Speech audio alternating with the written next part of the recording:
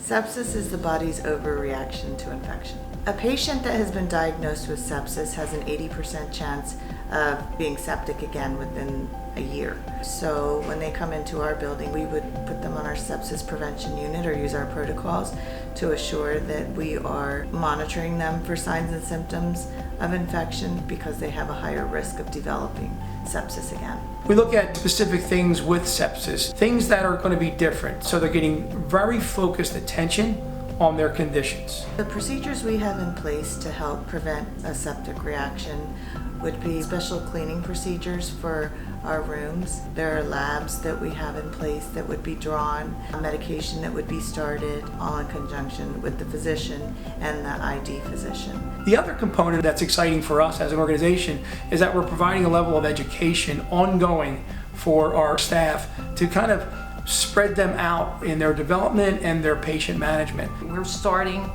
this whole project at basics, learning how to wash our hands properly. They'll be able to make sure that they're protecting themselves and the patient at the same time. Their bodies are hosts for bacteria. The IVs and the catheter are portals for an infection.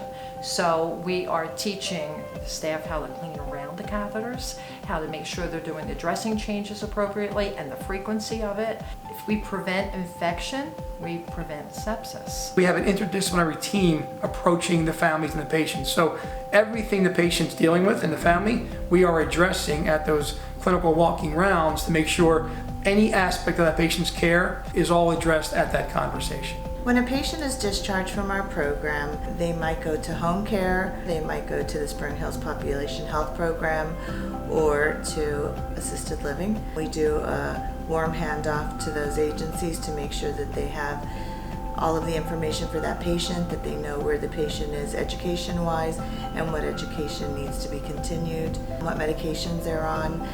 They would do a medication reconciliation in the home. They would also follow up with the patient's appointments, make sure they got to their appointments, make sure that there's a continuation of care for this patient. The difference is that we have a focus. When the patient comes into our facility, there's a focus from day one on the patient, on the condition. We're connecting all the dots for the patients and the families on an ongoing basis. No one's developed a sepsis program in the post-acute market. Spring Hills would be pioneering that path for the industry.